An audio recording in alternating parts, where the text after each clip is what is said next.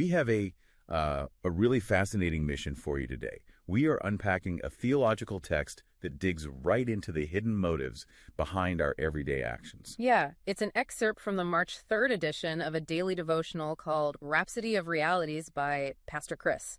Specifically, it's a piece titled God's Always Watching. The foundation of this entire premise is anchored in a well-known piece of scripture, Galatians 6:7. It says, "Be not deceived, God is not mocked, for whatsoever a man soweth, that shall he also reap." Okay, let's unpack this. Because to illustrate how this plays out, we're given two historical case studies, starting with Cain and Abel. Right. And we all know how the story of Cain and Abel ends. But this text completely bypasses the crime scene to focus on Cain's psychological state beforehand. The fascinating takeaway here is that the physical act of murder wasn't the actual starting point of his downfall. The murder was just the tragic finale. Yeah, the real engine was his internal resentment, right? The fact that Abel's works were righteous and his own weren't. Precisely. Instead of course-correcting his own behavior, Cain let jealousy fester. He let it completely consume him. The underlying argument is that he didn't lose his standing simply because of the violent act, but because of the deep-seated malice he allowed to take root in his mind. The root issue was entirely internal. Here's where it gets really interesting, because the second example brought to the table is arguably much more relatable. Oh, definitely. It's the story of Esau trading his birthright for a single meal. What's fascinating here is the crucial distinction made about Esau's character.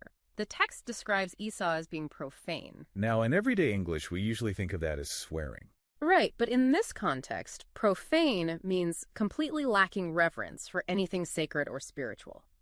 To Esau, if he couldn't touch it or eat it right that second, it didn't matter. That completely flips the narrative. Yeah. We usually think of a bad action as the thing that ruins someone's character. But this argues the bad action is just the reveal of the character that was already there. Exactly. He didn't become profane by selling the birthright. He sold it because he already was profane. Spot on.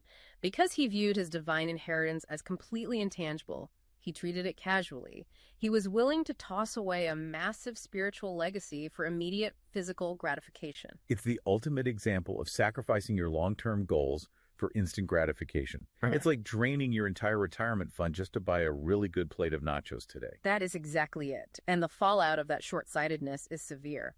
Referencing Hebrews chapter 12, verses 16 and 17, the piece notes that when Esau later sought the blessing with tears, the window had closed. It was simply too late. Yeah, the transaction over the meal was just a formality. His heart's true priorities had been weighed long before. So the motive was already established. If we connect this to the bigger picture, the core message centers on authenticity versus deception. You might be able to successfully mask your true motives from people. But you cannot fake it on a divine level. Right. You cannot deceive God because he weighs the motives of the heart. True promotion and blessings are tied to honoring spiritual realities, not trading divine inheritance for worldly pursuits. And listeners can find more at www.rhapsodyofrealities.org. So what does this all mean? Well, even if we pull back and view this purely through a psychological or behavioral lens, the universal truth is glaring. Our internal motives always eventually drive our external reality. You can only fake your intentions for so long before your underlying priorities expose themselves through your everyday choices. It's a compelling reminder that the invisible values we hold dictate the very visible behaviors we act out. So, as you go about your day, we want to leave you with a final thought to chew on. Yeah, a provocative one. If all your long-term intangible values were constantly being weighed against your immediate short-term appetites, what is the one meal you might be tempted to trade them for? We trust you were blessed by this episode. To gain unlimited access to Rhapsody of Realities by Pastor Chris, please download the Rhapsody app using the link myapp.rhapsodyofrealities.org. God bless you.